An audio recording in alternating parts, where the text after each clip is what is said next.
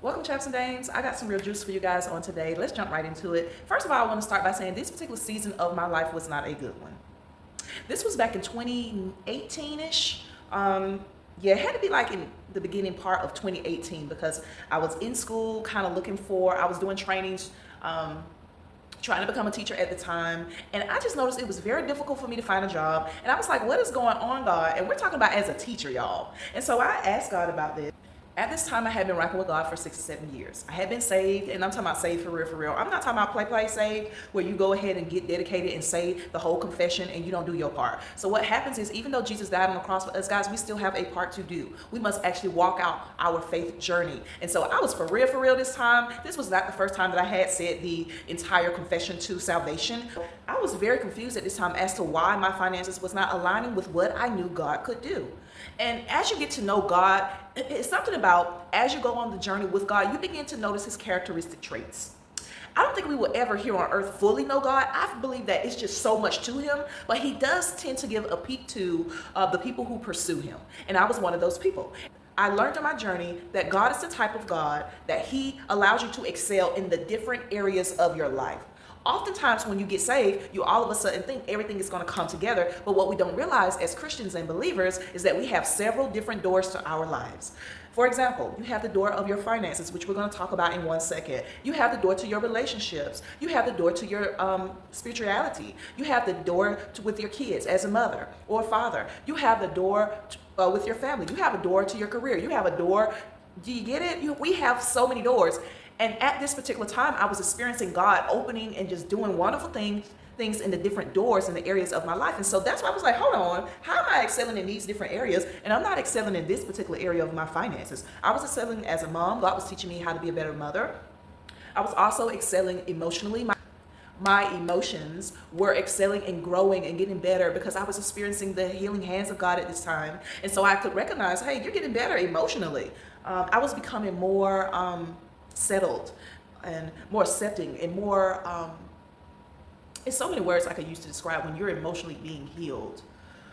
I was more settled. I was not all over the place. I was not being ran. My life was not being ran at this time. I was moving from being ran by my emotions to being ran by God, to being ran by the things that I know, the foundation of God, instead of being ran by my emotions up and down like a roller coaster. I was moving from that. My spirituality was growing, guys. God was teaching me so much about the faith at that time. He still is now, but he was teaching me so much as a newbie, and it was just great. And so I recognized that I was excelling in these areas. Then what about my finances? And so I asked him about this. I was like, God, I had money, but I was not experiencing the overflow like I knew God could and that he would. And so I was like, hold on. One day it was like something like a light bulb moment. I was like, hold on. Why isn't your finances excelling? Is it something you're doing? And in my mind, I was like, I don't think so, but we can check in. We can do a quick check-in and see. And so at this time, I went before the Lord confidently. Like I had full confidence in him saying, no, it's nothing you're doing. It's something that, I'm just waiting for blah, blah, blah. This is what I thought I was going to get that day, guys. So I'm not thinking anything of it. I went before the Lord, and guys, let me tell you what happened. We had like a 30 minute to an hour convo about what could possibly be going on in the area of finances in my life. And so I question God respectfully. If you're old school and you were brought up, hey, or you heard coming up, don't ever question God. Don't you ever question God. Let me tell you, and let me break that myth. God is all about communication. How can you be in a real relationship, a real one? How can you be in a real relationship with anyone and not able to ask questions? Does that make sense? And so that's how you know it wasn't true. This was something that God taught me along the way, that these questions were okay as long as my position was respectful, and that I literally just really wanted to know. And God was so, and still is to this day, guys, so faithful at answering my questions. And so I asked him respectfully, God, what's the holdup? I even petitioned God. I was like, God, I'm doing a lot of things that you asked me to do. God, I am being obedient when it comes to I was like, God, I'm being obedient when it comes to, not perfect, but to the best of my ability, God. I am seeking your face. I am fasting. God, I am even paying my tithes. I'm trying to be nice to people. Like, I was like, God, here we go. So I had to really state my case before the Lord, right? I had to really state my case. Another thing I said, God, I'm volunteering. This is something I would never have done. I didn't grow up that way. I'm volunteering. God, I'm encouraging people to cross over to be Christians. Like, I am witnessing to folks. I am spreading the good news to the best of my ability. I'm cleaning my house, God. I am keeping the things that you have blessed me with. I'm not taking them for granted, God. I'm actually trying to show you my gratitude with the things that you blessed me with, God. We waited so long to get a house, and I got a house, and now I am going to take care of this house like you told me to. I'm doing so many things that God asked me to do, and he dropped a lot of nuggets and keys and wisdom, and I was trying my best to just do it, guys. And I'm like, God, why my finances ain't working? Like, why my finances ain't doing it? What is going on? So again, I go into this meeting not thinking anything about it. There were so many things that I desired. There were so many things that I wanted to get at this time. I was excited to get these things, and I was looking forward to receiving these things, but I had to have money to get these things, which was another reason why I even asked him this question. Let me just say for you guys, like, oh, she's money hungry. Let me tell you, no, I'm not. But what happened is that my family and I had moved, and we had stayed in a I want to say a desert-like state for so long, up until the time that I decided to go hard for God. Things financially for our family were finally moving. It was like we were stagnant for years. It's like we were almost there, but then not. It was we were always experiencing this pullback, or like we had money coming, good money coming in, but you can't figure out where it's going. Like you're enjoying it, but you can't grasp it. If that makes sense. You're enjoying the money that you're bringing in, but you can't grasp it. And at this time, we were excelling, And so I was like, what is going on with my finances, God? Then let me tell you one of the major things that really just kind of cringed my heart. It broke me. Is that before, like in the meeting, when I first went into the meeting with God, when I first went into the meeting with God, I had a mindset, guys, that was like, God, let me know so I can fix it. I repeatedly said this to the Father. I repeatedly told God, just let your girl know so I can fix it, right? This was my attitude. I was like, just let me know so we can fix this thing so I can move on and get my money. That was my attitude, guys, because I had lived so long without. And now that I saw that things were finally lining up, why? Because I was finally in position. We were finally in position to receive it.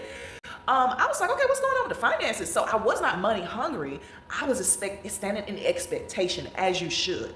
When you get with God in all the different areas of your life, make sure that you're standing in a position of expectation. God cannot give anything to anyone with low faith. And so I was positioning myself, because by then I had learned how to position myself when we're ready to receive from the Lord. And so, guys, this was such a devastation to me. God answered me and told me it was 2 reasons as to why he could not bless my socks off. And I was like, so curious, like, why, God, why? Number one reason was because God told me that I wanted money for the wrong reasons.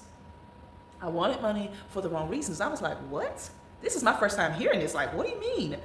And I'm thinking, like, what is he talking about? And he said, you want money because you want to appease a group of people. Guys, let me just give you a quick backdrop. There was a group of people at the time in my life that I had grew up with, had known since I was 19. At this time, I'm in my 40s, late 30s. Anyway, something like that. And so these people still did not accept me. These people still did not love me. These people still did not. And these people I held in high regard because I looked up to them. And what wound up happening is, I guess I would tell myself, or come up with, okay, if you could buy this, and you could buy this outfit, or you could buy this purse, or you could buy this, or you could get your hair done this way, you could do this and do that. This is what I was telling myself for quite a long time. And, just planning the things that I could get so that the people, because this group of people, might I add, accepted people who was of high status. They accepted people who had money. They accepted people, it seemed like they accepted people who had things. Because if you had these things, then you were automatically kind of like in the group, or like they would put you on a higher level, a higher pedestal, and you were kind of approved to be in that circle. And so even though this went totally against my personality, at the end of the day, this is what God told me. He said, I cannot give you the money. He said, because I can bless your socks off, because you want money for the wrong reasons. You want money so that you could purchase things so that people will love and approve of you. And I stopped and I was like, who is he talking? Like, what? I'm shocked, guys. I'm shocked. And I'm like, what the world is God talking? I was like, I never said that. I said, God, I never said that. Guys, it never came out my mouth that I was going to buy these things. And when I stepped back and I thought about it, I said, how does God know this? And I had to think about it. I was thinking it for a long time. And that was my first realization. You know how we already know God knows our thoughts? We already know that. But I did not really realize that he counted them. I didn't. I was like, are you kidding me? He counts our thoughts. Your thoughts are very important to the Lord. What you hold up here in this temple, in your mind, is just as important as what you say. And it was not until that very day that I realized, oh, you have got to be kidding me. So you mean to tell me you really are counting what I'm thinking, even though it never spewed out my mouth? And what did I do? What was my reaction? What do you think my reaction was? I cried. I started bawling because I was like, this cannot be the reason why my money being held up, because I was thinking something. I was devastated, right? And so I went on in further discussion about, well, what's the second one? Okay, because I could kind of deal with, I knew it would take a little while for my motives to switch. I knew how to kind of do that. You know what I mean? I knew how to have a kumbaya with myself and really just let that group go. I knew how to do that. But this next thing that he named, guys, I didn't know how to do this. And let me tell you what he said. The second reason that God told me that he could not bless my socks off, which by the way, God wanted to bless my socks off. I was holding him up. Let me tell you why. It's because he said, because you are harboring unforgiveness in your heart against someone. And I said, wow, I don't think I even knew I was harboring and holding unforgiveness. But when God said it, I knew it was the truth. And so I was like, wow. I knew that I did not like there were some things about the person that just got on my last nerves. I knew that. But I did not think it was unforgiveness. This person had done me so wrong. This person had hurt me in so many different areas of my life. They hurt me so bad. And they hurt me by treating me a certain way. They hurt me by belittling me. They hurt me by doing so many things against me, which was, in my mind, I was like, I would never have done them like that. That was the most hurtful part, is because I knew I would not have done them like that. That was so hurtful. And what happens is, my response was, first of all, what did I do? I cried again. I cried. I bawled. Let me tell you what, I cried worse than the first time. I'll tell you why I cried so bad. I cried so bad this time because I realized that I could not fix that. Because that one was not a quick fix. So I was pissed off. I was so mad. And I'm going to tell you why I was mad. I was not mad at God. At least I don't think. But I was so frustrated because I was like, God, hold on. And if you notice, I had a lot of realizations in this day. I learned a lot from this particular discussion. I was like, hold on 1 second. So you mean to tell me that a person could hurt me and I could be in trouble? I could suffer and have consequences because this person did me wrong?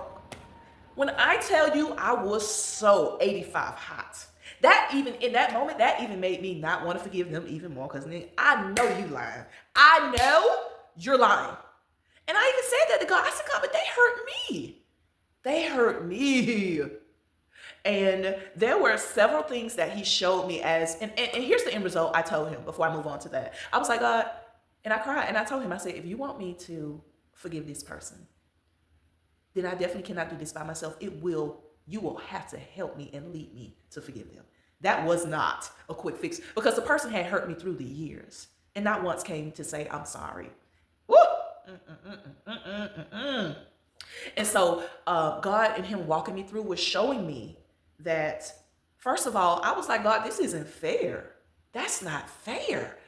And God showed me that he is a fair God, and he is the God of justice. So first of all, he shut my mouth with that. God walked me through and educated me when it came to this whole ordeal of unforgiveness. And he told me that, first of all, he was not an unjust God. And that's what we're not going to call him, is unjust. And he walked me through with scriptures. I had study Bible at the time. And he walked me through the scriptures of how he was a just God and how he ruled fairly and how he did what he wanted to do when he wanted to do it. Because why? He's God. And God, there's no God like him, and there's no God above him. There's no God that exists, period, that could top him. And he got me straight. Once he got me straight with that, of educating me, of just tearing down the walls of me thinking this was not right. God, ain't no way this person hurt me so bad and I'm getting punished for it. You mean to tell me all this time, guys? Because I want to say that I was not suffering in the area of my finances, but it definitely was not flourishing. And it had not been flourishing for a while. And so it took me a good second to finally come to myself and like, just ask. And I did. And so I was so upset because I had been going through this for quite some time. This was not just something that was just happened to take place, and I asked. It was like a long, lengthy thing where I finally came to the conclusion, like, let's get to the bottom of this. So I had been suffering in this area of finances for quite some time, and that thought of that even made me more upset. God literally walked me through forgiving this person. I want to say it took him a month to two. I want to say about a month and a half to 2 months before I just released, and I was freed. I freed myself. God freed me. I was being freed while I was freeing them. Let me make sure I'm not leaving off anything. I want to tell you, if you are harboring unforgiveness, and I'm going to tell you why God feels so strong about that, because God is so quick to forgive you. He is so, like, he forgives us. Now, I'm not going to tell you sometimes the consequences don't linger. That's not what we're talking about here. But what I will say is God is quick to forgive us. He's slow to anger and quick to forgive. That's what the word says. God is slow to anger and quick to forgive. He is, and he's so wonderful. I just came through a season where God has forgiven me, and it's absolutely ridiculous at the beginning stage of my single season, guys, and I just cannot explain and express to you how gracious of a God that we serve. He is just so forgiving, so loving, even when we don't deserve it. And so his question to you is, in us, period, why are you even thinking that you can hold this person hostage in the spirit and not forgive them? And I've forgiven you so many times. It's absolutely ridiculous. And it brings me back to that story, it brings me back to the story where the guy was holding, he owed a debtor a lot of money, and the debtor forgave his debts. Because he was getting ready to go to jail. He had to go to jail. The consequences was about to hit, and the debtor forgave his debts. And what happens is, some time passed, and the person that owed the debt, someone owed him. And it was a smaller debt. It was even smaller than what he owed the first guy. And what happened was, this guy, the one that owed the debt, he charged the person who owed him. He was like, you like worst of the worst consequences. You about to suffer these consequences. And when the guy who he first owed found out, he rained down a lot of consequences on him for being like that. Because he was like, I've forgiven you, but you haven't forgiven the person that owed you. Make it make sense. Let's make it make sense. And that story jumps and pops in my mind, and we've got to forgive, guys. So here is my testimony on how God, and I want to say after that, guys, after I forgave, shortly after, jobs opened up, because remember, I was trying to be a teacher, and my finances opened up, and other things opened up as well. God was just so great in that season to me after I forgave and after I got my motives correct when it came to finances. That was a terrible season for me, but that was a true lesson that will last me a lifetime, guys. I have wrote, if you suffer in the area, because what you're going to look, as you look on my page, you'll notice I tell a lot of stories of how I heard from God and what God told me. So if you suffer in the area of hearing from God, if you think God don't want to talk to you, if you have a very hard time tuning into God and getting answers, and I'm not talking about generic answers, guys, specific answers for your situations, I have written an ebook. It is titled How to Hear from God Single Season Edition, and it is filled with 12 ways that you can hear from God. It recognizes and helps us to identify any blockage. Also, there is tons of things in there concerning your single season. And so I would say to click the link on my homepage. And also I have a freebie checklist of how to identify any blockage. Guys, go to my homepage for the resources so that you can start flowing and hearing from God. I'm here to help you and support you. If you have any questions, comment below, or you can actually email me at chapsanddamespodcast@gmail.com, and I will be right with you. If you need extra support, I also offer one-on-one coaching. Again, go to my homepage for these links, and I can help you guys. I've been doing this for years, and God has blessed me with the gift of hearing, and hearing very well in multiple areas, in multiple ways from the Lord. And so I thank him for that, guys, but I also thank God for you guys for tuning in today, and I will catch you on my next video.